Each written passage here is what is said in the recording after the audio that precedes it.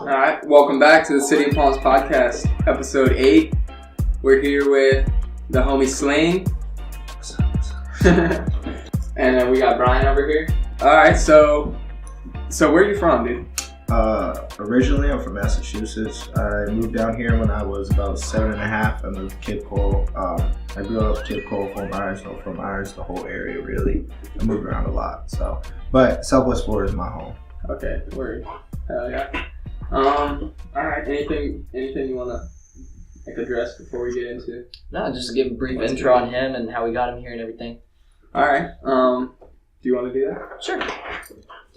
Sling's a local artist here. Me and Danny have seen him just through social media and stuff, killing it and listening to his music and whatever. And he's just an interesting face in the community. So we wanted to hit him up and see what he's all about, what he's got going on. So, how you doing, dude? What you been up to? Good, man. They got a puppy in here. Yeah, first time homeboy's in the studio with us. He's chilling. We're working on stuff all the time. No matter what, we're always working on stuff. For that's sure. really what I'm doing. That's the grind. All right, heard that. All right. So you said you're from Massachusetts. Yeah, when did originally. when did you say you moved down here?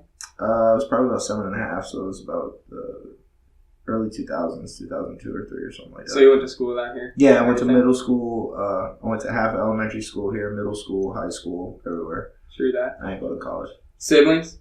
I have 4 siblings. I have an older sister. She's like 2 months older than me because my dad be slinging pipe. And I have a little sister on his side too, and a little brother. And then my mom has my little sister as well. I only lived in the household really with my younger sister on my mom's side. But yeah, we're semi-close. I wouldn't say we're the closest because we all are scattered and shit, but we talk all the time. Heard that. What high school did you go to? I went to North Fort Myers High School. Okay, hell yeah. Yeah, I lived right down the street. So. What year did you graduate? 2012? Yeah, 2012. So you're 25? Mm-hmm. 25. Freshly. Through that? Just turned. Okay, yeah. Word. That's sick, dude. Did you play any sports in high school? Played football. I did basketball my freshman year. Played soccer my sophomore year. I was trash at basketball. All I did was dunk. I ran track. I did high jump, long jump, but football was my number one shit. Hell yeah. What position? I played wide receiver and linebacker. I was going to say that, dude. Yeah. Wide receiver. I can see that. I was slow as shit, but I was number 1 in the district. Nice. He still hated Had them hands. Yeah, super hands. You played too? Lockdown. He played for Mariner. My manager, Andrew, played for Mariner. Mm-hmm. And he still can't admit that they fucking lost. First game of the season or something. We beat them by 1 point. It wasn't nothing crazy, but falsehood. It's on paper. So were you into music back then too? Yeah, I recorded my first song. I moved here February. I recorded my first song the first summer I was here. So I was like just freshly 8. Like I moved here. No way. Yeah. I moved here in February 2002. And then I turned 8 in April 2002, and then like sometime during the summer I recorded my first song. Yeah, my homeboy Pelly, he's a rapper too. He actually just changed my oil in my car and shit. His older brother was a rapper. He was like late teens, early 20s, and he made a song with him, and I was like jealous as fuck because I didn't know until I was like 7 or 8 that you could be a rapper if you wanted to. I thought you had to be born a rapper. Because, like little kid shit, you don't really think shit through. So I was like, Mom, I want to be a rapper so bad, I just can't. She's like, why? I was like, I just can't. I never understood that if I just wanted to rap, all I had to do was like talking to a fucking microphone and shit. But yeah, I recorded a song with my friend Pelly, and it was fucking horrible, but it started something. So, and ever since then, I've been recording nonstop for fucking however many years it's been now. Wow, That's crazy. You got anything you want to Damn, how'd you go about that as an 8-year-old? How did you like I know it's probably a real basic music writing process, but how'd you go about recording a song? I wrote some shit down in one of my school notebooks, and then I went home, or I went to his house. We were in the garage, and I go to start recording, and I was like, I have swear words written down, like in the book. Can I say them? And he's like, yeah, my parents aren't going to hear it, bro. So, I mean, realistically, I didn't have a beat or anything when I wrote it. So when we got there, his brother made a beat on my GarageBand, like some boring-ass beat, but it worked. And I don't know. It was so odd because when it came out, you could hear me like kind of holding back on the swear words because I didn't want to get my friend in trouble and shit. But like, it was a simple process. I think I did it in like 2 takes or something. So, you were just in his bedroom? No, we were in the garage. Yeah. It was hot as fuck. I'll never forget that because I was a fat kid. Like I was a little fat kid, so I was like sweating my ass off. But was there anyone? Because I remember.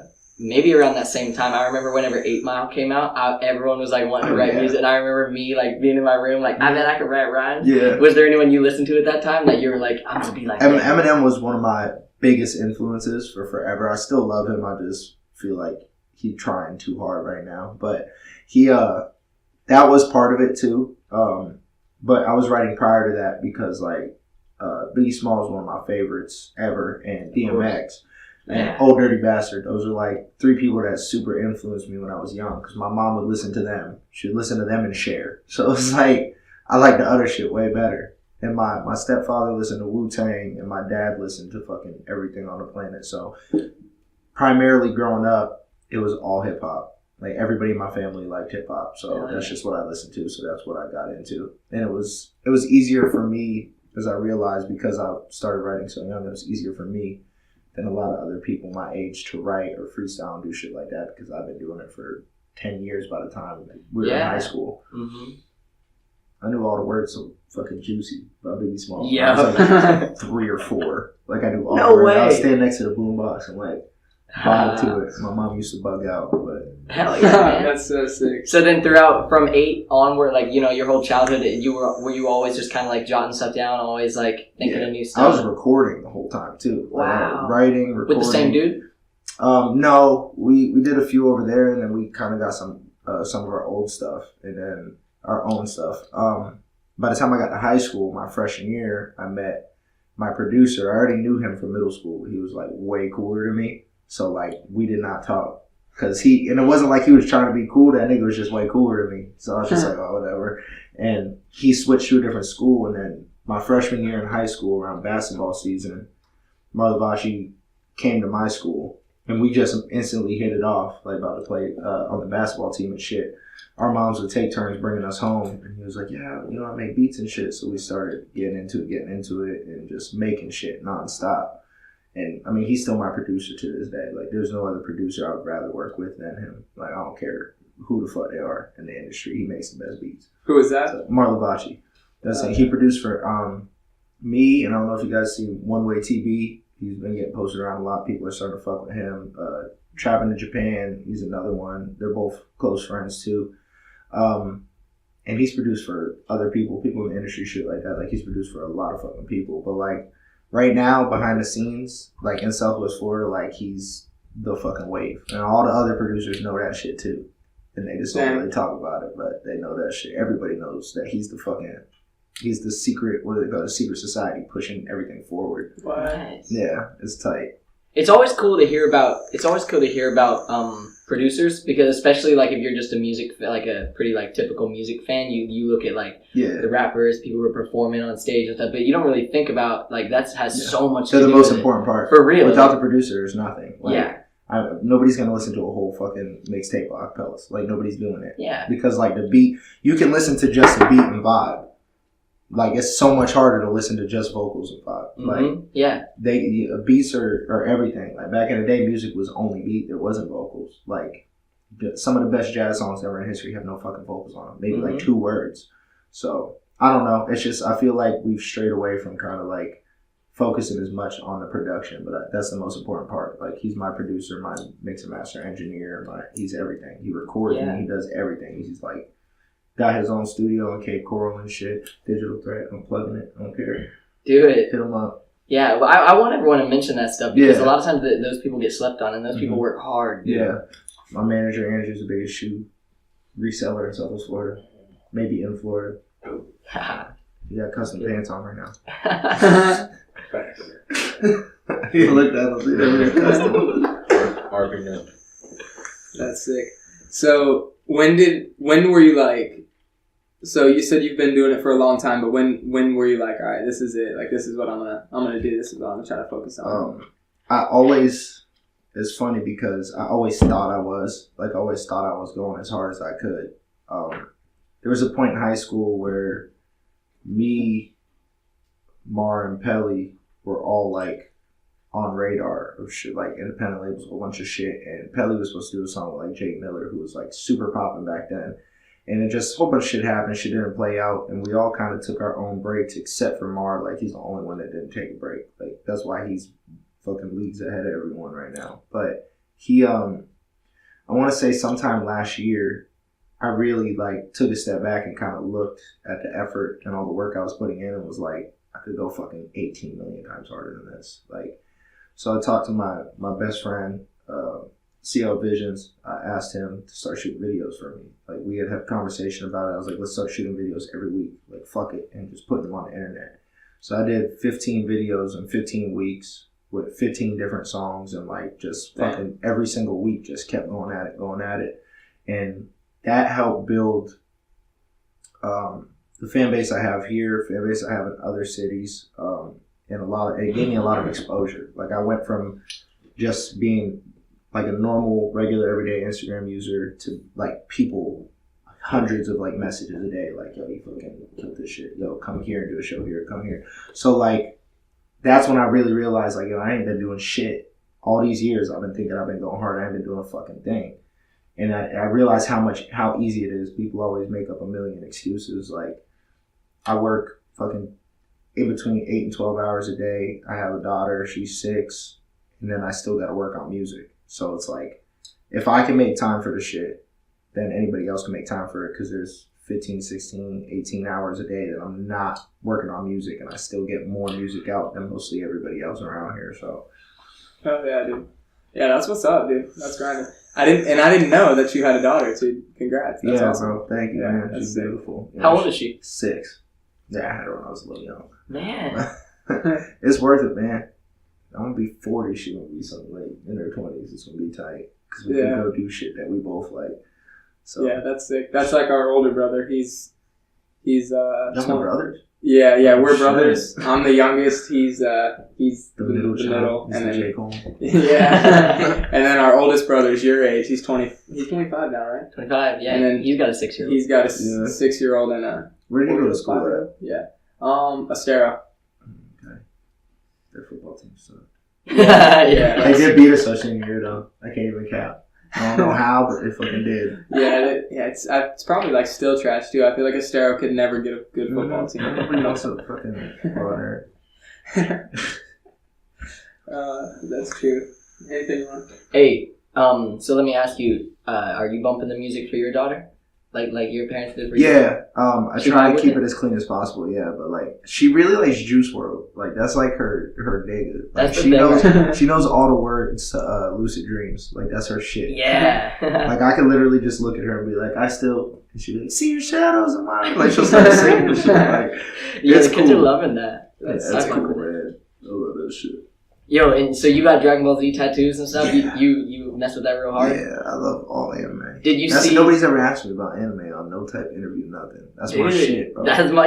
You sit around the studio, bro. I nerd the fuck out. And some of my friends be giving me shit for it, but I don't give a fuck. That's my shit, bro. Hell yeah, man. Shit. So have you seen the new Broly movie?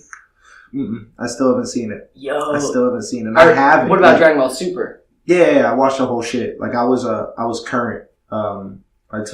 I didn't start watching it until it was maybe in like the 40s or 50s, and then I was current. And then I had to take like a 6-week break for the rest of them to come out just so I could binge some shits. But yeah, it was good. There was a lot of plot holes, but yeah, for sure. Dragon Ball in general was... Especially with like in the Broly movie too, they're like rewriting stuff to make it canon, like Akira Toriyama's back in it and stuff like that. So there's going to be a lot of... I still haven't seen it. I have to see it. I'm just waiting for the right time. Yeah. For sure.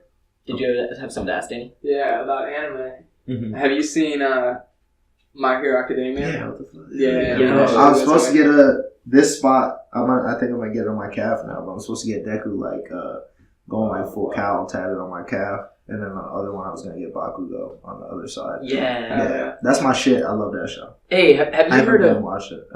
You said you have an artist that does your stuff, but have you heard of local dude Crush Captain? Yeah. I have the head tattoo artist at the tattoo shop that I go to at Zen Ink. Ito actually knows him. I think they used to work together or something, but yeah, he's nasty. He's nasty as fuck at all anime based shit. Like he's fucking disgusting at that shit. For it's sure. Crazy. Yeah, it's crazy. I've been wanting to get in with him because he does. It's hard to book him right now. You got anything about anime? Or? We can keep rolling. Nah. Freestyle. I can go for anime all day. That's my shit. For real. Yeah, I want a Dragon Ball Z tattoo, dude. Yeah, like, how much did that Vegeta thing cost? If you don't mind me asking. Homie prices. So yeah, I couldn't tell you how much it actually costed, but with all the color shit, I'd say he'd do something like in between $400 and $500 probably with all the color. This is gonna be like Super Saiyan Blue, the special shit he got with sparkle and shit. Yeah. That's what it's gonna be. So there's a lot of detail in it. I just haven't been back. Like I go there every fucking day, but I don't like have him finish it ever because he's really busy and shit. But he's ill at Dragon Ball tattoos. He's nasty at them. He's been doing them a lot more recently. Yeah, look him up, dude. Yeah, I'll give y'all his Instagrams. For sure. Zenik official Dustin. Like I'll show y'all before I leave and shit. Okay, so he's nasty at Dragon Ball right now. He's killing it. For sure. Yeah, we gotta get on that. And then you said you work. Where do you work? I am an independent distributor. I like deliver products to stores and shit like that. Okay. Yeah, it's super simple. It's a decent job. I like it. It's somewhat flexible. Not really, but it's somewhat flexible, so I can still do this and do that. Like I don't have a set time I have to come in every day, but there's not a set time that I leave every day either. So like one day I might get off at 11 a.m. and the next day I might get off at like 3. So it just depends. Have a list of shit it depends on how fast I work. Realistically, it ends up being all me at the end of the day. That's cool though. That's sick. It's cool. It's cool. I don't hate it. So true that. What do you think in your eyes would be like your greatest achievement musically? Like something that so far that you just look back on it and you're like, hell yeah, I'm glad that happened. I don't even fucking know. So far, greatest achievement? I don't know, Task Force. I like that song. Let's say Task Force. That song goes hard. Yeah. I bump that shit no matter what I'm doing. Like I freestyled that whole song. Wow. And I don't know, it just came out perfect. Like it's a great performance song. That song's just a freestyle? You didn't write it? No, I didn't write any That's of it. insane. Wow. Half of the tape that I dropped, the tape that I recently dropped, there's the EP? Yeah, there's the second verse on Dresser and the verse on Tense are the only thing that's written on that whole thing. No wow. Yeah. Oh my gosh. That's the way I operate. It's right now I'm getting back into writing a lot because I feel like I've been abusing my brain, like freestyling on everything. But it's still not like most of my hooks on every song are basically freestyles because it's just easier that way for me. But I don't always freestyle it straight through every time. Sometimes I'll freestyle in sections. Like I'll do 4 bars and leave and come back to it and do like whatever. And then sometimes it all comes out in one go. But I don't know. It's just an easier way. That's how a lot of hits are made nowadays. So just given that first initial idea that you have when you hear that beat is always the best to use because that's how you're feeling when you hear it. So I don't know. It's cool. That's cool. That's awesome, dude. That's crazy to me. Yeah, and I wanted to ask you about that project. Just wondering, like, your vision on it, because I know it starts with You've Been Too Savage and it ends with I've Been Too Savage. And I always like whenever, like, it's all just artistic preference and how you do things as artists, but I like whenever people do albums where it's like, listen to it from front to back and like sort of like tells the story a little bit. Did you have any sort of vision like that with this project, or was that just happenstance? So we I was not planning on dropping a project at all, like whatsoever. We had somebody call us from Miami that got us like a 6-hour block at this really nice studio, and they wanted us to just come down there and record and help us network, meet a couple of people and shit. And most people in a 6-hour block might get like one or two songs done. The engineer was like, okay, let's get onto a song or whatever. So we start doing it and like it's been 2 hours and I'm like 3 songs deep already. So he's like, how the fuck? He's like, you got all this shit memorized, don't you? I was like, nah, I'm reading like the shit that I'm reading off my phone. Everything else I'm kind of freestyling. I was re-recording 1 or 2 of the songs I did. I re-recorded because I had already like done them at the house and freestyle. So I was like, I'm gonna re-record these shits in this fucking nice ass studio. So after that night, we were about to leave. We were about to go back home, and we started talking. And I looked at Mara and I was like, let's just drop a project. Like, let's just use some of these songs. Like, let's use all these songs and some more that we got at the crib, and let's just drop them shits. And he was like, fuck it. Because he's against projects. Like, I understand why, but like he's kind of against them. So he's like, look, man, no, we're not doing projects. And then once we put it all together, I told him, I was like, look, I got an idea for the intro and for the outro. In the beginning of it, we're going to go, basically, it's going to be me wherever the fuck I'm at. I'm going to get sent through kind of like a rabbit hole. Like, that's what I say, like, whatever. I don't remember what the fuck I said. But about going down a rabbit hole, so I had somebody else say that for me. I had One Way TV on the intro, and he's on part of the hook. It was just like kind of like a deep dive into my mind is like the way that I look at that EP as a whole. It was like, because when I'm freestyling, I feel like I'm most myself. So when I'm going into the rabbit hole, you're kind of getting, like, you're getting task force and shit. It's just like, that's how I feel all the time. And then you're getting dresser, which is more laid back. You get a few different types just to kind of show my versatility. And then at the end, it's me kind of coming out of that rabbit hole and realizing that, like, I have to beat myself to be the best version of myself. So at the end, there's that gunshot. So realistically, it's like I'm being killed, but I'm like transforming into something else. So it had somewhat of a plot to it. But this next shit, though, I can't wait. Yeah, this next shit gonna be crazy. Yeah, I can't wait, dude. That's sick.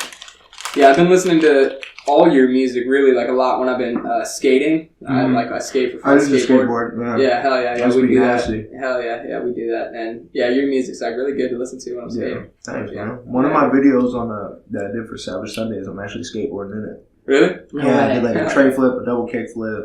So you can still skate? Yeah, a little bit. Yeah, I still got it a little bit. We got the ramps outside. Let's get this. When I was in middle school, I was nasty. I was a little short, fat kid with an afro, like fucking double kick flipping, fucking 11 stairs. We gotta show you the little skate park we got in the garage. I was sponsored by a skate shop that was on Fort Myers Beach. It was called 239 Skate. It was only out there for a few years, but they used to give us free skateboards, free trucks, free like everything. So it was tight. My cousin got me plugged in. My cousin, me and him grew up together. We're basically like brothers. Like he really got me into skateboarding. Like, I was already into it, but he really got me into that shit. And he was way fucking better than me.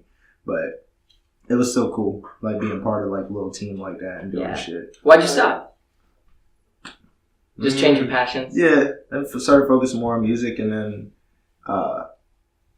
he lived on Fort Myers Beach. So for me to, like, go skate with him where all the tight shit was, like, I didn't have a fucking car. I couldn't drive. I didn't have a license or nothing. So if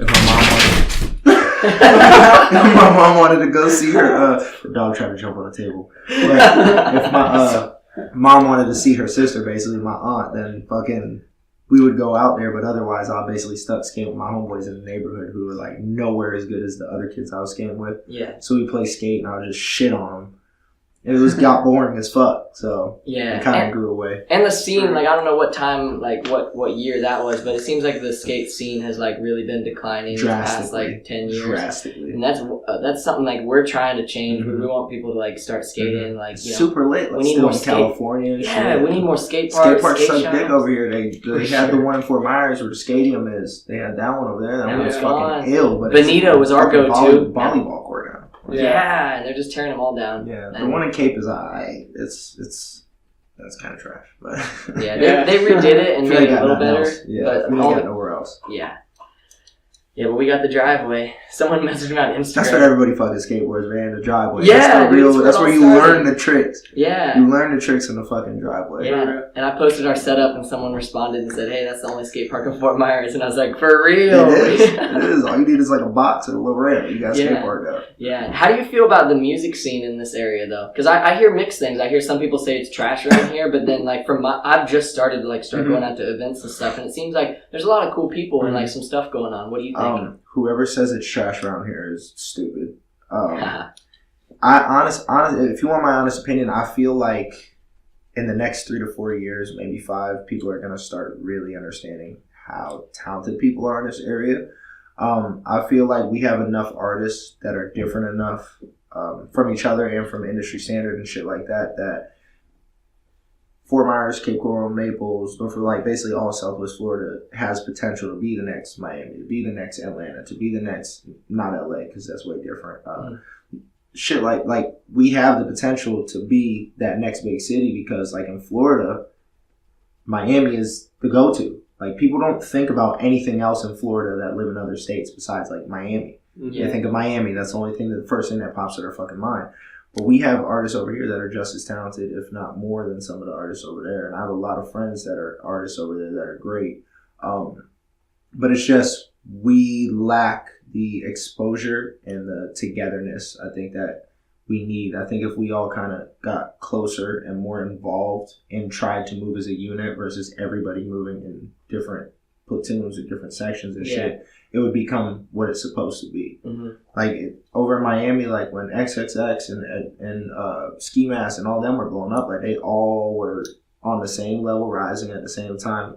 Once it got to a certain level, this person like X skyrocketed. This person went up a little bit, but everybody got to the point to where they were seen by people they needed to be seen by because they worked together. They weren't butting heads. They weren't going against each other. Like Denzel Curry let XXX and Ski Mask move in with him and shit. Like, and he was already popping at that point, but that's the way that they operate over there. So there's some parts that there's crab in a barrel shit over there too, but over here, the crab in a barrel shit is fucking nuts, man. Like as soon as they see somebody slightly taking off, they just want to grab him by the fucking leg and yank him back down. But it's slowly changing. It's definitely changing. I think with some of the artists that have recently been signing deals and shit around here, that it's slowly changing. There's people here looking for talent now. It's just they're not out and about as much. Yeah, I love seeing, like with social media nowadays, I love seeing the people that are constantly like sharing local dudes and like talking with local dudes and whatever. And because you're right, there's a lot of talent around here, and it's such a good feeling because like you always want to support local businesses, local music, local artists, whatever, and like for a principle. But then it's really a really good feeling once you find someone, whether it's a visual artist or a musician or anything, and it's really good, and you like that's what makes you want to share it because it's like yo, all of you need to be listening to this. This is as good, if not better, than what these artists that are getting paid millions of dollars are doing. You know what I mean? For real, I feel like the talent here is most like the recording quality in this area is way higher than a lot of other areas. Like when I go to Boca Raton or Fort Lauderdale, Hollywood, like you go to the studio that everybody records at, and it's like, just what the fuck y'all like? Y'all ain't investing shit into yourself. But like over here, like at the studio I record at Digital Threat, Marlbacci shit, like I had bought a mic, a really fucking great mic, a TLM 103, which is like one of the best Neumann's out. Like it's fire. And I had given him that, and we set up the studio over there, and we had the best sound in the fucking area. I don't care what anybody says. We have fucking great sound, and it's not just the equipment we have; it's his knowledge when it comes to recording, mixing, and mastering. And people always ask me, "Yo, where'd you go? Did you do this in Miami? You did it?" No, I did the shit here for fucking 20 million times cheaper than I could go over there. I go book an hour over there, they want $700. Like, so I mean, the quality of music that comes out here is better than a lot of shit that we hear every day or shit that you see on the internet or whatever. So that's back to what I was saying about togetherness. Like if we all just help each other promote, if every artist is promoting every artist, we can't fail. It's impossible. Yeah, I agree. Yeah, and but like before my friend Dom blew up, like it was he made music with like Backhouse and everything. Yeah, he was working with Cappy. Yeah. And I was listening to him because I went to high school with him and his little brother, so I was like close with him. Alex, and like so I was just listening to them, being like, like he needs to blow up, and like he finally did, and like I listen to people like here, like Nate, like he needs to blow up, and he finally did his thing. Brendan sliding. Dude, all these people, busy. Yeah, busy. Busy's cool as fuck. Me and Busy are friends. He's cool as fuck. Yeah, we gotta get him on. Yeah. And Nate's cool as fuck. Brendan's cool as fuck. I never met Dom, not once. I've never met him person to person. He's cool. But Nate and Brendan both, I've met them multiple times. Me and Brendan have worked on shit. Like, they're cool ass fucking people. Like, all of them. And as far as I could tell from Dom, like, he's a cool dude. Like, as far as I know. Because I never met the nigga. So I judge people off me meeting you. I don't judge people off of somebody saying, "Oh, fuck that guy," or somebody saying, "Oh, he's cool. I gotta meet the nigga." Yes. But he seems like a dope dude. And if Brendan and Nate fuck with him, then he can't be a bad dude. I know that much. And it seems like all those dudes have that mindset of like togetherness. And like, you know, when they drop something, they're all talking about it, you know? Yeah.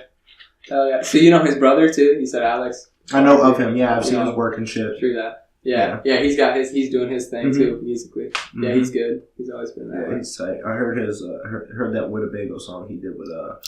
With Matt. I heard that. That shit was tight. Video was dope as fuck. Yeah, those visuals went hard. That 3-night video was fucking nuts. Yeah. That shit was fucking nuts. Yeah, that shit was cool. Yeah, I got his vinyl. Yeah, I seen it up there earlier. That shit was nuts. I fucking watched that video. I was like, damn, man, I need a video like this. I got the budget yet. Gotta get that shit. Yeah, you did a song too with another kid that I know. He just recently, the song's called Rippin' Up. Yeah, with Torito. Yeah. He had contacted me for a feature, and you know, I haven't talked to my manager, figured out the pricing and shit like that. Digital Threat. Yeah, we recorded that at Digital Threat and shit. That actually, he wrote that hook. He didn't really know how he wanted to say it, so I kind of just like threw some sauce on that bitch and did the hook, and then my verse I did that whole verse front to back freestyle off top, all at once, one take, dude. Just from the beginning to the end, perfect 16 bar fucking verse. It was easy as fuck. Yeah, it was dope. That's the song I was playing the other day. I was like, this is Sling. You were like, what? Yeah. That shit was dope. I freestyled that whole shit, and I walked back out, and he looked at me, Torito looked at me, he was like, what the? You wrote that already? I was like, no, I just freestyled. He's like, bro, stop. He was excited, and I like that. Like people that are about, because a lot of people don't understand music isn't just creating. Like there's a huge business aspect to this shit. Definitely. And like you got to be willing to pay for certain things. You got to pay for your studio time, pay for your mix and masters, pay for features for people that you want features from. Like you gotta, because at the end of the day, the artist himself, the rapper, doesn't like, they don't make as much money as most of the producers and as most of the studios and shit like that. Like we pay the producer, we pay the studio, we pay the camera guy, we pay the photographer, we pay the videographer, we pay all these people, but who the fuck's paying us?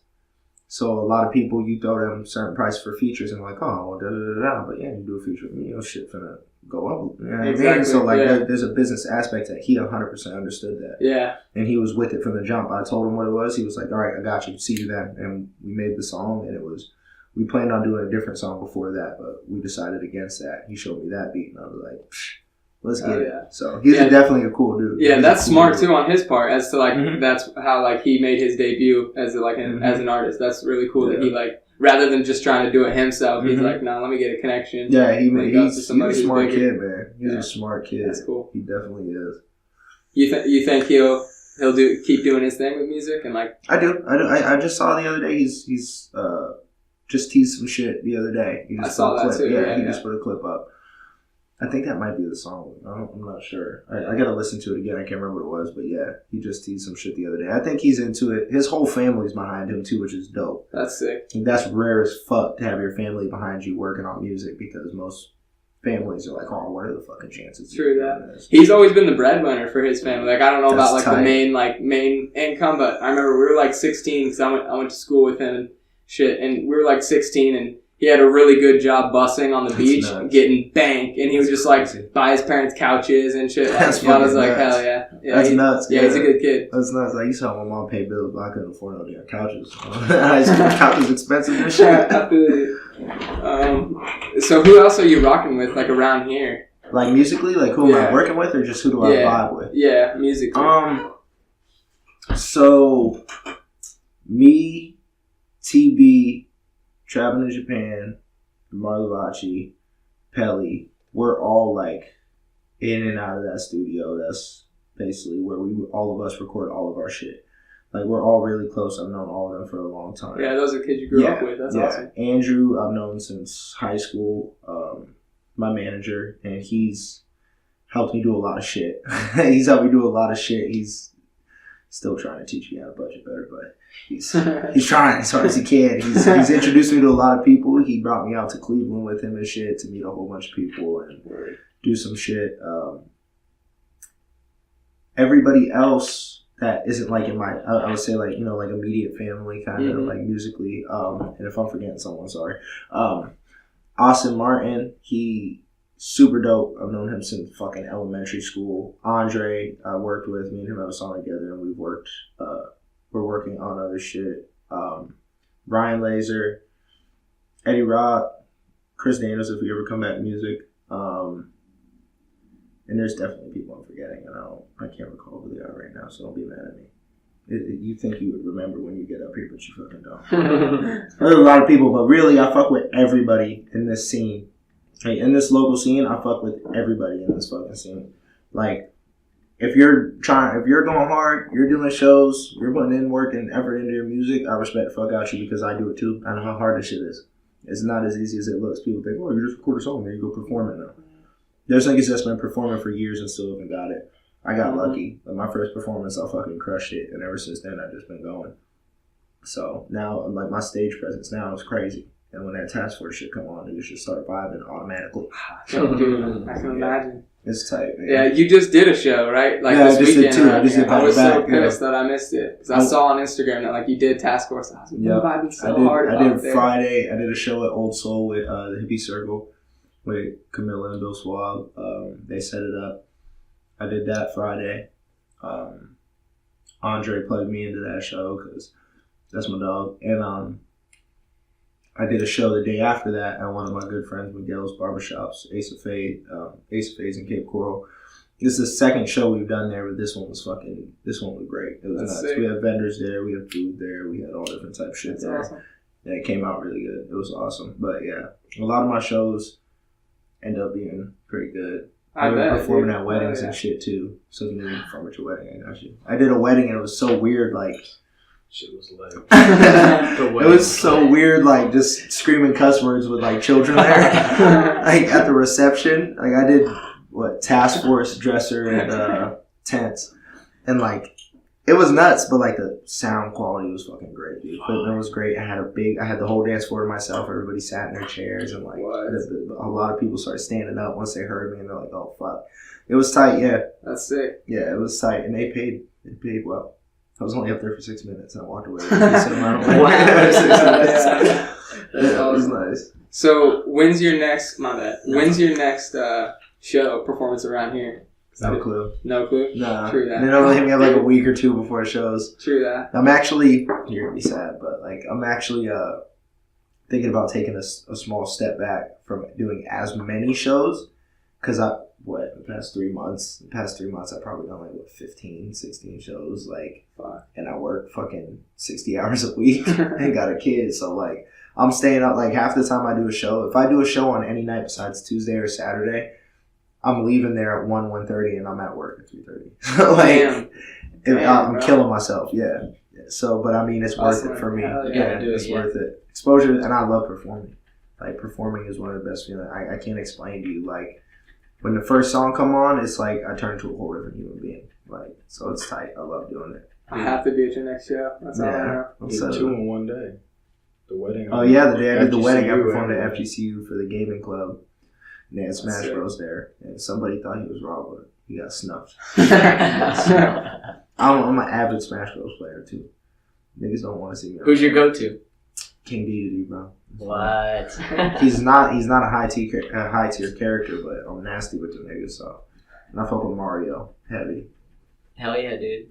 Is that something that has always come pretty natural to you, or did you at the beginning was that something that you kind of had to work up the courage to do? So, I did my first real show, because I was supposed to open up for Gunplay when I was like 17 in Hollywood, Florida, with Trapping in Japan. It went by a different name back then, but they ended up cutting off my set right before I went, or like right in the beginning of my song, because Gunplay and all his other people showed up and shit, and they kind of like crashed the stage and shit, so I didn't get to perform. I'm like 17, so I'm like upset, but I'm like, fuck it, I get to meet all these people. But my first real performance was December 2017. I did like half a verse on a song with my friend Jory Vague. See, I told you I was forgetting something. Jory Vague, Code Device, Abe Often.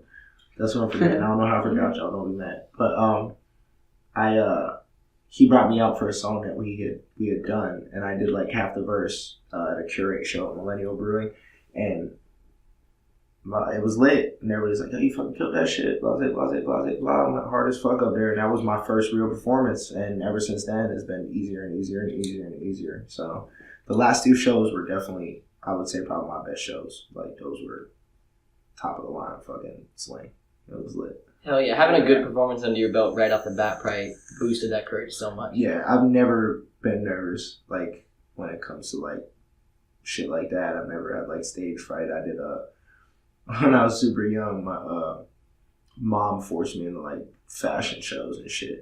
She would try to get me to fashion shows because I was like light skinned with green eyes. So they're like, she's like, "Oh, you can be a model when you grow up or something." And my dad used to do them too because my dad is 6'7", fucking. He's a little chubby now, but he was 6'7", super in shape. He was a D1 like basketball player and shit. And he used to do fashion shows too. So we did like some father and son shit. Like we're matching outfits and shit. And niggas ain't even get paid for it. I don't even know why they were doing it. They never gave us no fucking money. But so like I've always been in front of large groups of people since super young. So and we used to freestyle in front of the whole entire fucking lunchroom. Like everybody after they ate would come outside, and me, Marvashi, Pelly, we would just freestyle for like the rest of the 20 minutes. Just go back and forth. We start roasting people and just rapping. People would be beatboxing or we'd be playing a beat off someone's phone. That's so like, tight. in front of like literally hundreds of fucking kids every single day.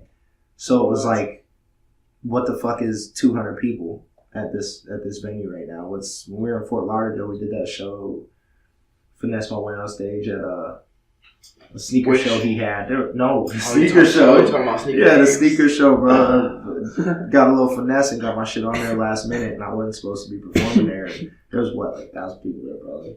Yeah, at least between 1,000 and 1,200. Bro, I got right up on that bitch and started vibing because we were in a booth next to these people who do the hats. Dungeon Forward, they do hats. They're super dope. It's a black-owned business.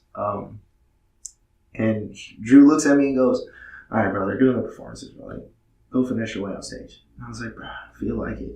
And he's like, "Bro, just go fucking do it." And the niggas next to us are looking at us like, "This nigga ain't about to go finesse on the fucking stage." And I was just like, "All right, fine." And I get up and I walk up there, bro, and then 5 minutes later, they hear me.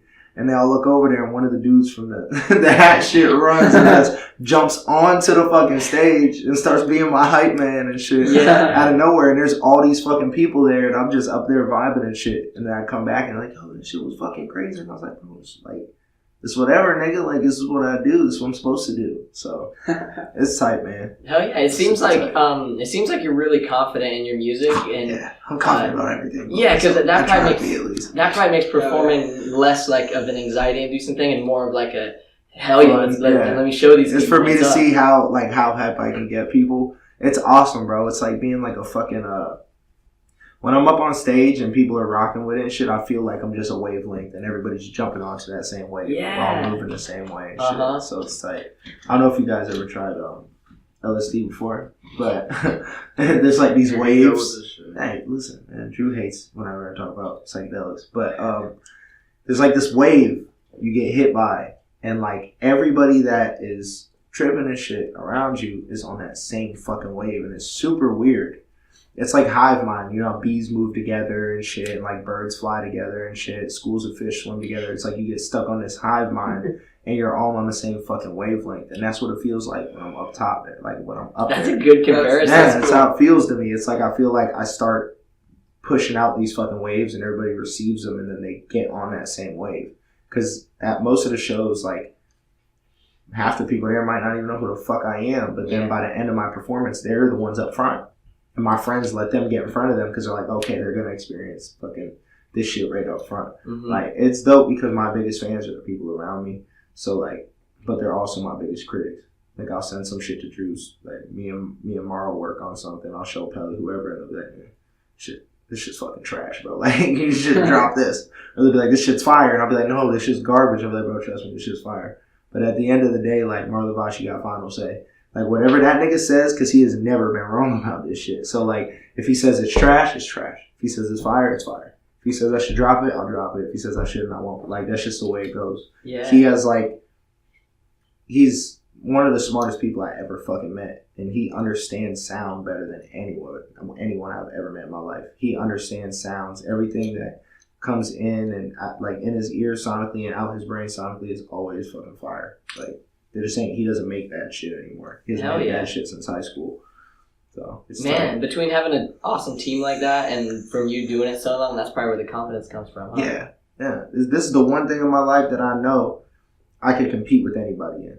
There's nobody on this planet that I'd be scared to compete with this shit, because like a lot of my music now is more melodic and shit, but I still throw like bars in there and really rap too. But like if it get down to it, like nigga want to battle me, I'm gonna fucking stomp him out. I was a battle rapper when I was younger and shit. I used to do online battle raps in person, shit like that. I could write bars, that's easy. But I like, it's more of a challenge and it's more fun to try to find melodies that are gonna get stuck in people's head. Yeah. Because then they keep coming back. It's like crack, bro. Like they just are always gonna come back. Yeah. But yeah, I'm super fucking confident when it comes to shit I know I'm good at. Smash Bros and rapping, niggas ain't seeing me. Man. Yeah, and I've heard performers say that whenever they're up there, one of their goals is the people that are just kind of like standing there, like they want them to like get on that wave, like and start like loosening up, because that's probably such a good feeling to see that. Yeah, when you can see a nigga that has been sitting in the corner all fucking night, not doing shit. He might be with his girl or one of his boys or whatever he's doing, just sitting over there.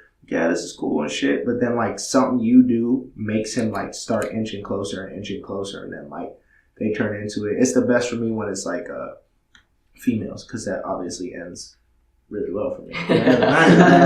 There's females that aren't having a good time, and I do some shit or say some shit, and then they hear it and they come up towards it, and then it's like, you know what I'm saying? It's tight. It's super tight getting people to like. I have a lot of different fans too, so like I got people that like rock, I got people that like this, I got people that like that, that'll all come see me perform because I'm friends with them and they're fans of my music and shit. So I try to be spread out as possible when it comes to like, I want everyone to listen to my music. A lot of people aim for a specific group of people all the time, but I want everybody to listen to that shit. So yeah. Hell yeah, dude. Performance lit, man. Yeah. So did you do a song with Travis Scott? So is there a story behind that? You want me to explain that? Or you want to explain that? No, you got it. Alright, so about 3 months ago, I was sent, I'm mutual friends with somebody who's on his team. So about 3 or 4 months ago, somebody sent me that verse and that hook from him. And I'm like, yo, like, what the fuck is this? So we start having a conversation, blah, blah, blah, blah. We start talking business and shit. And basically he gave me the verse, and there was an issue with getting it cleared to be able to drop at first through the label and shit like that. So it took a little bit of time. I want to say, I think the day Nipsey Hussle died, I finally put my verse to it, because I had a verse prior to that. I didn't like it, and then I wrote a verse when Nipsey Hussle died, and I was like, damn, this shit would go perfect on that beat, because I had tried to drop the song prior with the other verse, but I was having issues getting cleared. I finally got the shit taken care of, so I could drop it and it not get taken down, or them not block me from dropping it. So I had a conversation with Homeboy, who originally got me the verse, and I threw that verse on it, and then I uploaded it on everything, and I'm promoting it slightly. But yeah, it's super tight. And in the industry, that's realistically, it's how a lot of features work. Like, niggas ain't in the studio with each other. Yeah, for sure. Like, I would love it to be that way, and that would be super fucking dope. And that's like, once I get to a higher level and shit, that's how I'm going to want it to be. Like, I'm not going to want you on my project if you're not with me when you're doing it. Because it's just so much fucking better. But for that specific scenario, like, it was a win-win. Like, definitely. It was a super win-win. Drew got on the phone with these niggas, talked business, and Drew the best nigga at talking business on this fucking planet. This nigga could sell somebody with diarrhea a pile of shit. It's fucking nuts. And like you said, that it's so much of this is more about the business side than about the music sometimes, which sucks. But like in the end, what's gonna really make the difference is the connections you make and the how you're killing it. You know, if you don't have somebody on your team that knows business, you're going to be fucked. Like, once you get to that level, like, let's say you got a $2 million deal on the table and you take that shit, but you ain't had nobody that's involved with business, you might be seeing nothing out of that bitch. Might see 200. Yeah, you might see $200. That's just the way you might end up being. You basically a slave at this point. Like my man Drew got his motherfucking masters. Like Drew has his fucking masters. Same age as me, got his motherfucking master's degree. Ben had it. He worked in corporate America for fucking years at a goddamn Fortune 500 shit, some shit like that. Accounting firm, yeah. At an accounting firm, and he left. He left his cushy ass job. Fucking just left and was like, I'm selling sneakers. This is what the fuck I want to do. Hell yeah, man. That's fucking hard. Shit just worked out, and me and him started doing this, and he was like, yo, like, you need help with this? And I'm like, nigga, yeah, like, let's get it. And then we started working together, and everything's been up since. So it's like, having the right people on your team is the most important thing in the music industry. You could be fucking garbage at rapping and still get a fucking $10 million deal and be fucking a millionaire because you got the right people on your team. Yeah. 6ix9ine. He must have had a good season. Snitching out crazy. Man. Wow. For real. So, one question I always ask all the guests, and it's okay if you don't have an answer, but I always ask everyone if they got any crazy, like, ghost stories or, like, any sort of, like, paranormal... Ghost stories? Yeah. You did? My nigga. Hey. We haven't got a good answer bro, yet. I grew up in Massachusetts, bro. Massachusetts is, like, top 3 haunted states. Right? My mom... When I was, so my mom grew up in the area we lived in Cape Cod, from Cape Cod, and the area we live in is a lot of Native Americans. There's a huge Native American population, the Wampanoag Indians, right? And my mom grew up with a shit ton of them, like same school, same neighborhood, whatever the case is, like my aunties and shit, like, so they got into like seances and shit. Like when they were in high school, they would do seances and shit like that. My mom always been fucking with Ouija boards my whole life and shit. And I do not fuck with Ouija boards. Don't bring one of them shits near me. I'll punch you in your fucking face. Them shits are evil. I don't care what nobody says. But every single house I ever lived in my life until my junior year in high school has had some type of like supernatural occurrence in it. Damn. Yeah. Whenever people try to tell me ghost spirits and shit like it is bullshit, we're fighting because that you a lie. You just ain't seen the shit. One of my favorite stories that I'll never forget, it was it's probably about 4 or 5, and in the house we lived in, a lot of the houses in the area we lived in, when you walk in the front door, there's stairs going up, there's stairs going down. So the stairs going up to the house and then down to the basement. So when you walk up the stairs, you bust a right. First door on the left is the bathroom. First door on the right is my room. And at the end of the hallway, my mom's hallway is on the left. Or my mom's room's on the left, and the guest room is on the right. And the living room and all that shit was over there. But if I would go to the bathroom across from my room, when I came out the bathroom, I could see down the stairs and see out like the glass out the side of the door. So I never went to that fucking bathroom because it scared the shit out of me. So every night, I'll come out my room. I'd have this little pillow. I'd put it halfway over my face, and I'd run down the hallway and go in my mom's room and then go piss. And then I'd go back to my room. And this night, for whatever reason, my mom's door was locked. And, like, it didn't matter. Like, my mom, I don't know if she was seeing someone at the time, but even if she, like, had a nigga over or something, the door was still unlocked. Door always unlocked. It don't matter. Like, that's just the way it is. Because I would always knock first and shit, but the door will always be fucking locked.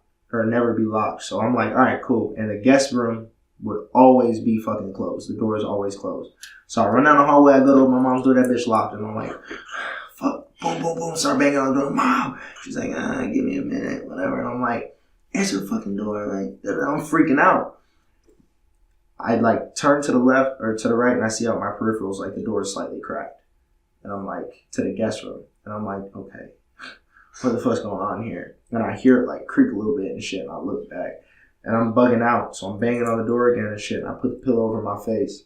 I take the pillow out off of my face, and I look into the guest room, bro, and there's like this wolf creature. Like it's like a big, black, beefy-ass motherfucking wolf with these red eyes walking towards me, bro. Just growling and shit. We ain't had no animals. We ain't had no dogs. We ain't had no cats. We have no fucking animals. My mom never wanted pets. We had no animals in that fucking house. And I ran back to my bedroom and pissed in my trash can.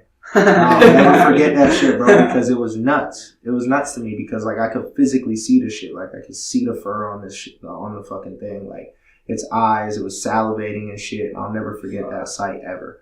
But that's one. I got like 10 million of them shits. So, if you just want to get down and talk about the shit, I'm with you. Like, this nigga got some shit too. Drew got some shit about some all blue nigga that be in his house. Some bullshit. What? Let's get on New Year's. Let's get it on here, bro. Run it. It's crazy. So right here. So me and my boys are all together at my house on New Year's. We're just chilling, getting ready. I think we're in high school. And we're just chilling, playing the game. And we want to go outside. We're about to start hooping. And it turns New Year's and we hear like this little noise down the hallway. And we're like, what the fuck? Because there's nobody else. We're all in the room. There's nobody else at the crib. We hear something down the hallway. We're like, what the fuck? And the door's like slightly open. They got beer. we look down the hallway and there's like this blue figure, like this dude, like right through the crack, right down the hallway, just around the corner. Like he's creeping around the corner. We're like, oh shit. Slammed the bitch closed, locked it. I'm like, all right, man. We gotta get ready for some shit. If something's gonna pop off, we gotta all be ready. It's like me and like 3 of my other friends. So we lock the door, we're in there. Probably an hour goes by. We're like, man, fuck this shit. Unlock the door, run out the house, and don't go back in until like 5, till the sun comes up. Because we're like, we're not fucking with this ghost shit. Like, New Year's, this dude pops out of nowhere. We've never seen him before. Freak the fuck out. So I saw him that one time. Probably like last year. They were at my house. We're in the yard just talking. My same friends were at the house. No way. And they were like, man, y'all remember that shit on New Year's when you saw the blue guy? I was like, bro, don't talk about him. I'm like, I gotta live here. Don't talk about that man. So they're joking about it and shit. I'm like, all right, see, y'all fucked up. I go back in the house. I'm just chilling. I live by myself now. I go back in the house. I'm chilling on my bed. All of a sudden, the light comes on and my Xbox turns on. No. No controller anywhere. Nothing. I'm like, oh, fuck. I call him. I'm like, y'all bitch ass niggas done brought this nigga back around. I was freaking the fuck out. I had to leave the house. I left the house. I didn't stay there that night because I was like, I'm not about to be here by myself with the blue dude. The blue nigga. So just wanted to play some 2K. See, now I'm mad I'm even talking about him because if I go to the house and he's there. No cap, bro. You know what I'm saying? Like, alright, look, so I got this shit. So, like, my mom, and this shit sound crazy, my mom can see spirits and shit. Like, on everything. My mom could see fucking spirits. Like, see shit. And it's nuts because when I was a kid, I used to see shit too. Like, my mom used to walk into the room when I was like 2 or 3 years old, and I would just be talking. Or maybe I was about 4 or 5. I would just be talking into the corner to, like, whoever I was talking to. And it was my grandpa. My grandpa who passed when I was like 5, when I was about 4, I think. So I was like 5 or 6. I would just be talking to him, like having conversations with my grandfather. And I don't really remember it too well. My mom said it used to freak her the fuck out because she couldn't see him. Like, she saw a whole bunch of shit, but she never saw him. Oh no. So, like, I'd be talking to him in the corner, and then my mom would be like, who are you talking to? I'm talking to grandpa. Like, what do you mean? And, like, what the weird shit about that is I would start talking to my mom about shit that I shouldn't know about my grandfather. So he used to fuck her up about, like, his high school baseball team and shit, and, like, kids he grew up with, and, like, family members that died 15 years before I was born and shit that was never spoken about in my house. Like, wild shit, like shit having to do with the mob and shit, because my mom's side of the family is Italian and Irish and shit. Like, shit that I shouldn't have, like, nothing to do with, have no clue about. And I'm sitting there talking to my mom about it, and it would drive her nuts. She was going, like, crazy about shit. My mom, for the past 10 or 15 years, been on, like, drugs and shit. Like, she recently got clean, like, about a year ago. Yeah, somewhere, about a year ago. And she's been a drug counselor too the whole time. Ain't that crazy as fuck? But she was talking to me when she was in town a couple weeks ago. She was visiting. She was talking to me about how she's starting to see the shits again. And, like, I may not see them shits, but I feel the shit. So, like, if I'm in somebody's house and there's some type presence in that bitch, I feel it. I just don't talk to people about it because they either think I'm nuts or they don't want me to fuck come to their house and tell them about shit. So after that nigga told me the story, I looked at him and I was like, and one of our homegirls was there too, and I looked over at him and I was like, my nigga, I never said this shit to you, but I, like, feel something in this crib. And he's like, what? And I was like, I feel something. It don't feel negative. Like, it doesn't feel like a bad thing. Because there's good and bad shit, but you don't feel like a bad thing. But, like, there's definitely something here. And he had told me that story. And the night I did the wedding, when I was sleeping there, I woke up because this nigga talking about a blue man. His whole living room is blue, bro. Like all the walls are blue. So like I was waking up and like my eyes are still like fucking eye boogers and shit. I'm opening my eyes and I look over at the corner of the wall going into the kitchen. I swear to God, I saw like a head from around the corner, but it was just my vision fucking with me. So I like woke up and I was like, oh, this fucking blue nigga now he's trying to climb out the fucking wall. Like, but there's definitely, I don't know, man. It's hard to explain, but like I always could feel when there's something going on somewhere, bro. You can always feel it. That's crazy. You can normally tell if it's like negative or positive, though. Like, there've been some shit.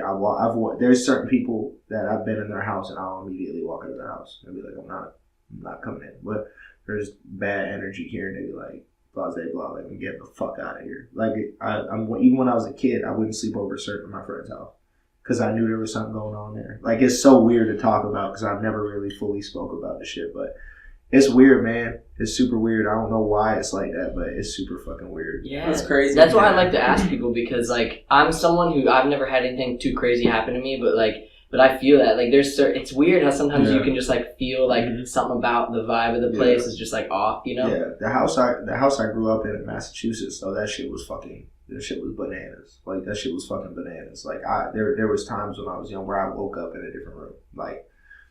My mom was like, oh, are you sleepwalking? I was just like, no fucking way. Like, in a different world. Like, I remember when I was 5 or 6, I woke up in the basement. There's no motherfucking way I went to the basement, sleptwalked down 2 flights of stairs, basically. Yeah. Like, there's no way. And fuck that basement. Fuck that basement, man. That basement was creepy to the bitch. They remodeled it and shit. Like, before we had got the house, they had remodeled it. Because that house met in my family for a while. Like, my great-grandmother owned it, my grandmother owned it, my mom owned it. And they remodeled. My grandmother had the bottom floor, the basement remodeled so she could rent it out and shit and get some money. But it's nuts, bro. And my mom's, or my dad's mom, we've had that house that my grandmother and my father live in since whenever motherfucking slavery was abolished. Like, we've had that bitch since...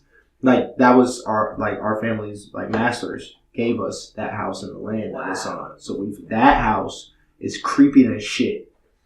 Creepy than fucking shit. Like, I heard wolf howls and shit out of that house. There ain't no wolves in the area. So that's a creepy ass house. Damn. We've had that house for literally 100 fucking years. Like, my great grandma lived in that bitch when she was a kid. Like, it's fucking nuts, bro. But it's yeah, ghost stories, man. I got them for days. Damn, dude. You got any last minute topics? We've been going for about an hour. Damn. I don't know. That was crazy that both y'all had a ghost story. Yeah, that's yours was crazy, dude. Yeah. Yours were both fucking crazy. Yeah, most people don't have them. They're just like. It seems like you either have them, you have a bunch, or you don't really have any. Yeah, if you're from up north, bro, you got a ghost story. Like, he's from Cleveland and shit too. So like, if you're from up north, there's a ghost story. I just feel like it's because, especially like New England and up there on the Atlantic coast up there, like I feel like because we originally settled there, and that's where a lot of the fucking murders of the Indians and like all shit like that. So much bad shit happened there, and we've been there for the longest amount of time. That's why there's so much more like negative energy when it comes to that shit. Like, there's for real like Indian burial grounds and shit up there. Like, there's nut shit. Like, I don't know, the niggas that first came here. Like, when we fucking, the Declaration of Independence and shit, them niggas was doing some nuts shit. And I feel like it's just still there. Yeah. It's crazy. For sure. Yo, we're bad about the beer. Like, we stocked that up for guests, like, and like we didn't even say. I'm glad you caught it. I'm glad you caught it, dude. I knew there had to be something in that bitch. It's either beer or ice cream. Yeah, the couple of times that we've asked guests if they like want any sort of like snack or drink or whatever for like the show, they usually bring their own stuff. So we're just like, yeah, we got it stocked up though. I got snack. Yeah, snacks this time. I mean, I got goldfish in the kitchen. Let's see what else we got. We covered a lot, dude. Yeah, we've been cracking through it. Been rolling. I could talk all day. It's easy. Hell yeah. We'll be on the phone for like 3-4 hours sometimes. Just Talking about none. That's why we're doing this. Us too. We just hell yeah. We're the right same now. way. Fuck yeah. I'm gonna grab one, dude. You're gonna grab Yeah, one y'all too? can both like help yourself. So one thing I do ask, we kind of touched on a lot of stuff as we were talking about music and the local scene and stuff like that. But no, I'm good. But is there any? I always like to ask the guests if there's any like specific local like business or restaurant or like anything like that that you want to shout out. Because what like with the podcast, not only are we trying to shed light on like the person we have in front of us, but just like the scene in general. There's so much cool stuff going on. I want like everyone to know about it. You got anything you want to shout out? Zen official tattoo shop that I frequent. We also have digital threat recordings built in to the back room of there. We have the back section of the tattoo shop as a studio that I record at.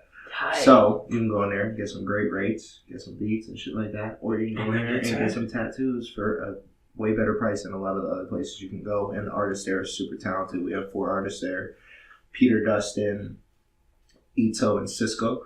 And Cisco don't speak much English, but he's raw as fuck. My Trapping in Japan, my friend Trapping in Japan is actually the owner of Zenek. And Ace Fades Barbershop on Del Prado. My friend Miguel owns it. Trapping in Japan also does work there. Everybody in there is cool. Anybody in there can cut you up good. And if you need sneakers or drip, if you need pants or shorts or babe tees, any type of t-shirt, but shoes especially, The Atomic Kicks, which is Andrew, my manager's business. He's the illest nigga at that shit in this whole area. That's crazy. Yeah. I've heard of you. You're pretty big around he's here, dude. popping. No, I'm saying. He's pretty fucking That's big. him, bro. Hell Like, yeah. he's Damn, that dude. nigga. He Appreciate has it, bro. any Yeah, dude. fucking pair of shoe you fucking need in any size. It's nuts. I couldn't find I wanted Yeezys, man, the 700s. I wanted them bad, but I could not find any in my fucking size. Nowhere. I have big foot, bro. I wear 13s and 14s. Like, I could not find them bitches in my size. Me and this nigga were talking right before that Boca show, before we did this show in Boca. I was like, man, I need some new shoes. I can't be wearing these black shoes. They're getting old. Like, I can't just be wearing them. He's like, so you got some shit in my size, and he was telling me like he had all these Jordan 1s and shit because he was trying to get them off because nobody buys size 13. Like, it's rare. Like, there's niggas and basketball players and shit, but so I'm like, you got something in 13? He's like, well, I do got these Yeezys, these Wave Runners in 13. I was like, bitch, what? He's like, I need them. And he's the only person, bro. I mean, I went to every single store that sold them shits. I hit up everybody who sold sneakers around here. Nobody had anything in my fucking size, like for Yeezys, but this nigga had them shits like 5 seconds. He was like, yeah, I got size 13 right here for you. And then we fucking met in Boca because he left earlier than us. We met in Boca and fucking nigga laced me up. That was the same weekend as the Bird. No, it wasn't. Boca weekend wasn't the Bird. You sure? Because I brought the band. 100% positive because we went to Miami for the Bird. Oh my god. That was because I was driving the van. Remember? Because I had that show. Remember we got the telly? We did Boca Friday. No, we did Boca Saturday night. We did my show Sunday. Remember we dropped Marlavati off at Abe Often's? And then right after that, when we were going to South Beach, that's when the Bird. Oh my god. That was that weekend. Oh my god, he's right. Tell them about the show. That's why you about should my make- car. No, because I drove my car to Boca. Because I had Pelly in No, my you car. I had Pelly and Chris because Chris was at Boca. Then we went to the pizza spot and then we went home. Different weekend, brother. We went to motherfucking Miami and we got hit by this. We beat Miami so fucking much. We got hit by You're this right. fucking prehistoric fucking bird. It was a This fucking pterodactyl. No, Bro, we're man. driving his van. Drew got this van. We call it a trap van. Because, like, we do whatever out that bitch. Like, we go to Miami, drive any fucking where to that bitch. And he'll bring his inventory in it or he won't bring his inventory. Whatever we got to bring, we bring it in that bitch. We call it trap van because every time we're in it, No. yeah, every time we're in that van, somebody making money. It's the trap van. Every time we traveling in that van, somebody making some money. Hell yeah. This time, the auto company was making some money. Bro, we're driving on I-95. We in the express lane and shit. And you know how you see a bird flying low in front of your shit, and you're like, oh, let me slow down, make sure this nigga don't hit me. So this nigga didn't move the bird. He came. We still don't know what type of bird it is. I honestly think it was an albatross, because it was, bro, it smashed in the whole fucking roof and the whole front windshield, and then rolled off and flew away, and we never saw it. All we saw was like its foot. Bro, we're going like, how fast we going? At least 80. We're going around 80. At least. And we hit this nigga full speed.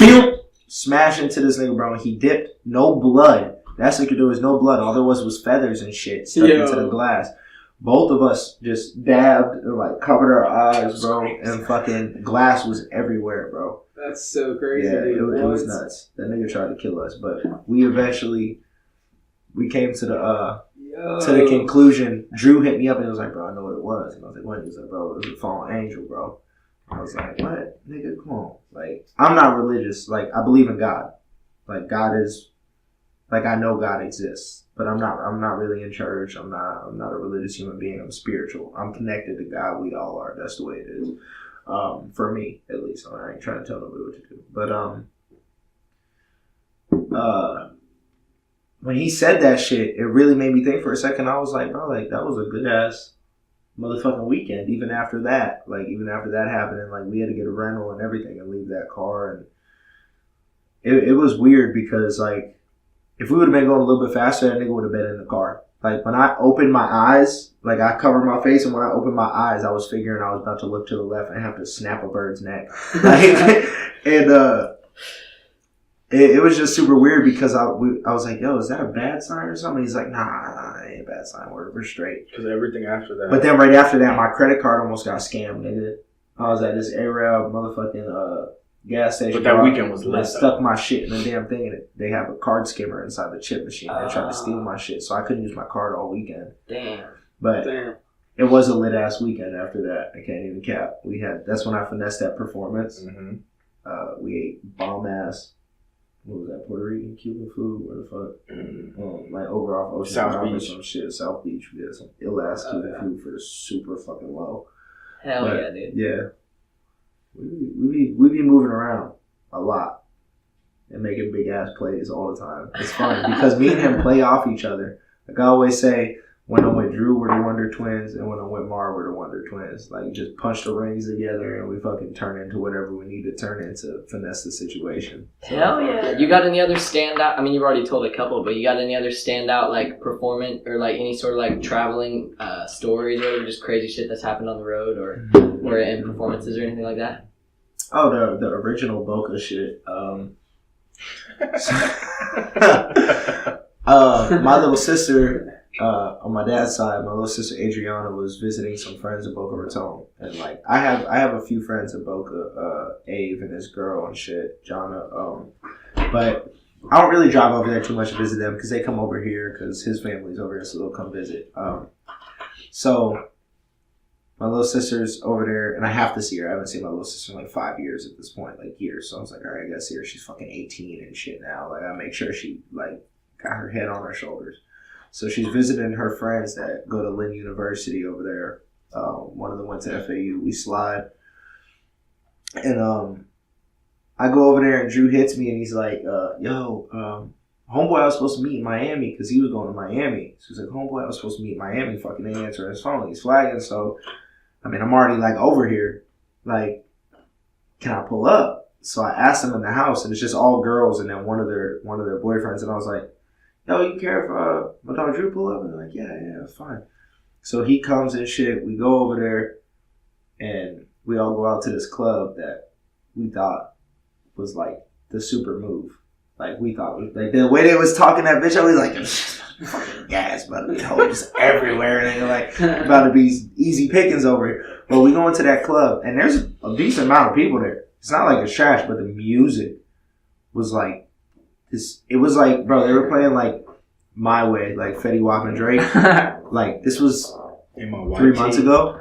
In My White Tee and shit, like in a no way. Not only like see, In My White Tee can still hit in the right club, like in the right hood, bro. But like, nigga, it's bro. Every single person in there, damn near except what 1 or 2 people was white, which is cool. Like I'm half white. I fuck with white people, but like.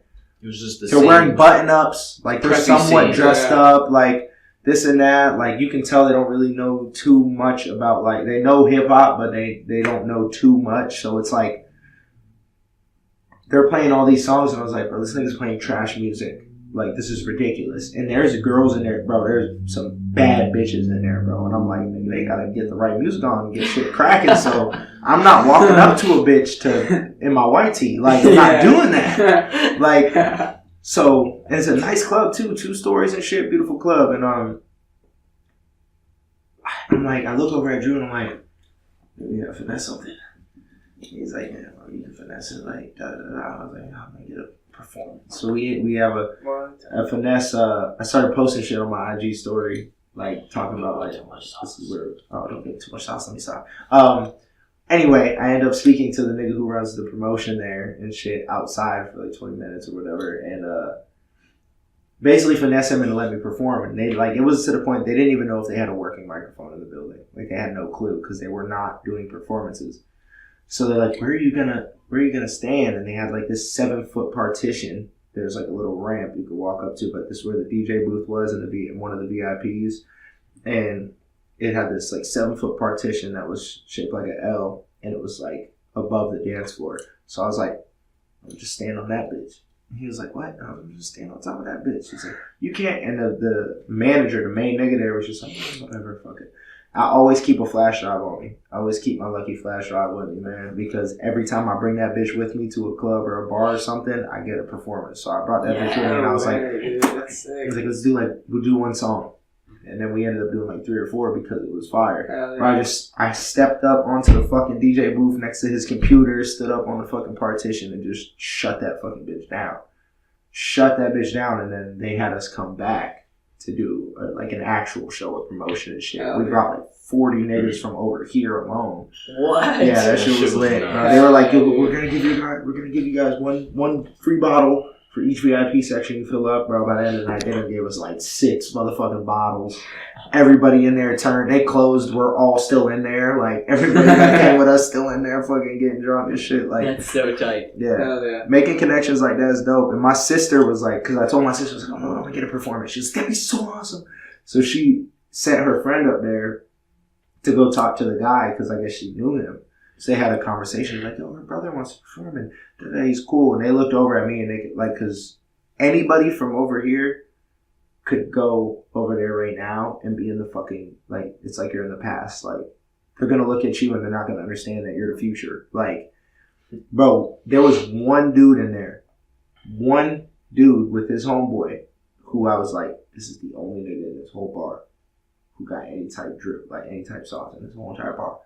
So I walk up to him, like, what's up, bro? Like, I'm going to be doing a performance in like 20, 30 minutes from now on stage. Like, it's like, what? And I was like, yeah. And I was like, bro, you like the only nigga in here that know how to dress. Like, everybody else is like, this shit is like years old, bro. Like, and corny. And he was like, yeah, bro, like, I'm just ahead of times over here. And she was like, where are you from? And he was like, Fort Myers. like, that shit solidified that in my mind. I was like, no fuck away. I was like, me too. I was like, where'd you go? He's like, I went to Charlotte. And I was like, oh yeah, I went to the north. And he's like, oh shit, like, yeah, y'all got the nice track.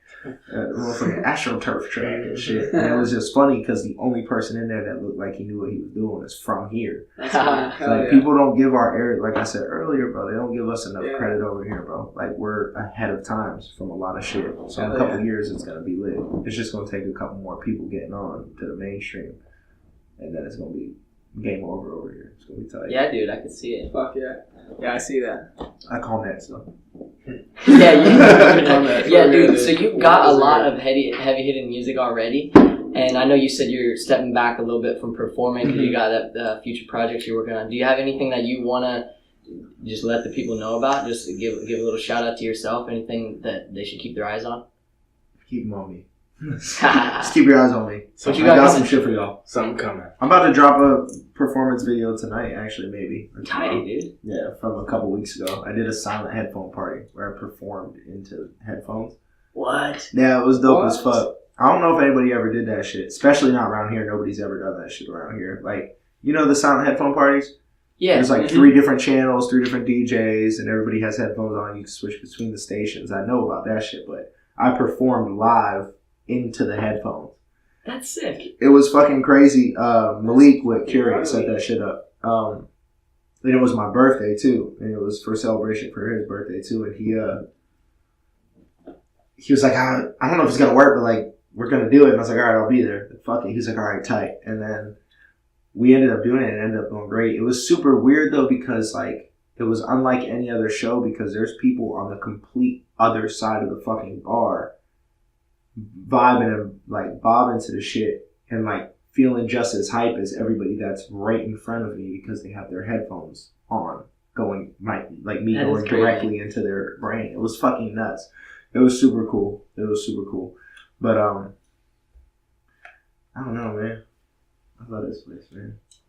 Just keep your eyes on me and my team. Yeah, dude. You can keep your eyes on everybody else too, but like especially on me. Focus in. Yeah, just focus. I Get your good lens out. It's gonna pop off. What you got left, Danny? Not much, dude. Not much. You ready to wrap it up? Yeah. We've been going for a while, dude. It's one of the longest ones. Fuck yeah. Yeah, Dude, we lots covered of a lot.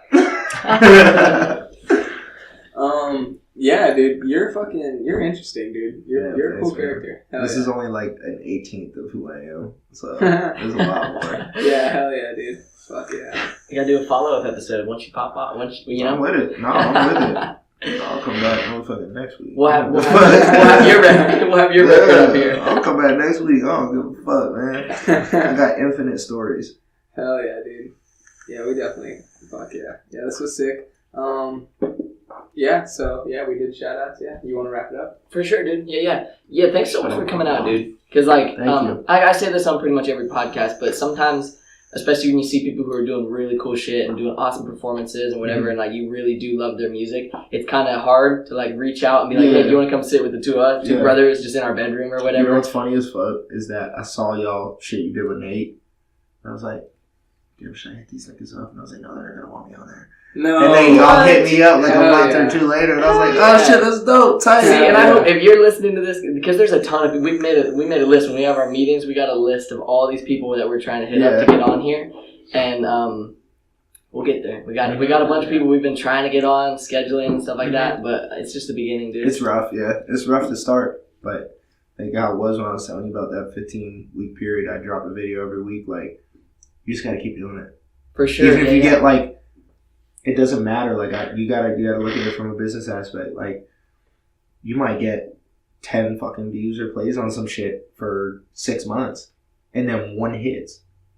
And then everything that came before that hits now because everybody goes back and listens. Like, you're right. That's how podcasts are we've my been trying to shit. think. Yeah. Hell yeah. Podcasts are my shit. I love podcasts. I Especially listen to them a all lot day. of these people that we've been talking to and plan on talking to, they haven't popped off yet. So like, but we know that Imagine they're if doing they cool do. shit. Yes. So like, Nice. we know they're doing cool shit. So we imagine a day whenever these dudes are taking off, they're gonna look back on this and be like, "This is the conversation." Whenever he was still And coming up. but you gotta also think. You gotta look at the other side. You gotta like, y'all might pop off. That's you true. might pop everybody off that That's you've true. worked We're in with. this You understand together, what I'm too. Yeah, saying? yeah. Like, Hell yeah. that's the cool part because you never know who it's gonna be or when it's gonna be. But when it does happen, everybody who's involved gets where the fuck they want to be. Fuck yeah. That's true, dude. We're in this You're a together. smart guy, bro. Hell Have yeah. fun, man. I got a high ass IQ, man. I scored Hell yeah. perfect on my fucking ACT. I didn't take the SAT because they told us to take the ACT. That shit was trash. SAT's trash. Yeah, I scored. I'm a smart ass nigga. Like, I got serial killer IQ. It's retarded. That's sick. So does he. I'm not a serial killer. No, I swear to God, I'm not a seriously. serial killer. I promise I'm not. Did you take that test? Did you take the ACT? I didn't score that. I got like pretty like slightly above average scores on the SAT and ACT. This dude was smart though. He's loyal. Yeah. He's humble, but he Did graduated you with get like the same shit as me? Like, crazy. you never apply yourself. I applied it. See, He's always saying to me, you're so smart, you just don't apply yourself. and see, that's the thing is like people think like whenever you're super smart like that and getting all these good grades, especially on a college entrance exam like that, then you should you gotta go to college. You gotta get your Fuck degree. no. But like, Bro, I had a scholarship for football, and I turned it down.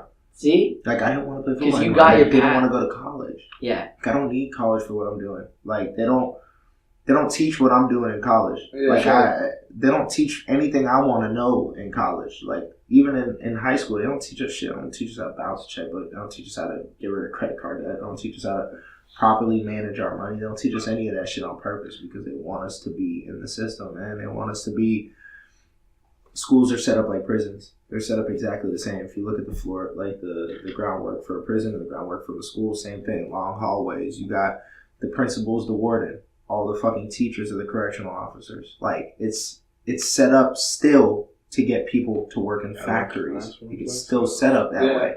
So when you get out of high school, you do one of two things. You go to college and then you get a job where you're not making as much money as you should be, or you go to fucking prison because you decide to do it the other way. So it's like everything's set up for you to fail. You just got to look at it from a different angle. And that's what I did. I could have went to college basically for fucking free. Like, Drew went to college and learned what he needed to learn at that time. Yeah. There was nothing I wanted to learn at that college. And that's how it should be looked at. That's how college, it should be looked at as a tool for you to gain knowledge. It's not for everyone. And you use those smart, because you are an intelligent guy. You use that talent and that intelligence you have, and you're applying it to your path and where you're going. And that's how it should be. I learned a lot from a lot of different people, and I taught myself a lot. I tell a lot of niggas about ancient Egypt all day. Well, I ain't gonna tell you about calculus. I did ace calc though, but I hate it. Damn, bro. Yeah, we got to do another episode because it sounds like you got stories for days. We'll do a part 2. I'm with it. Super with it. Hell yeah, man. But yeah, this has been the Sling episode. Like I said, he's already got a bunch of dope music you can listen to. Yes.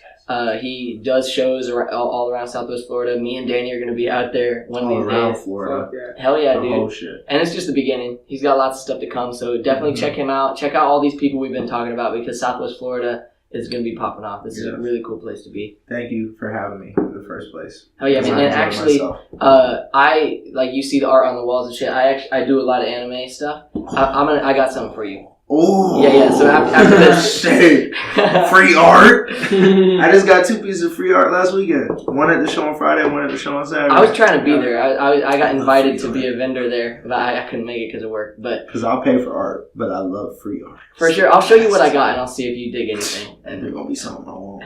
Guarantee it. All right, everyone. Thank you so much for listening. This is just the beginning, and we really do appreciate everyone who's been here since we're just starting out and getting things rolling. So. Thanks so much for listening, and hit him with that outro, Biscuit.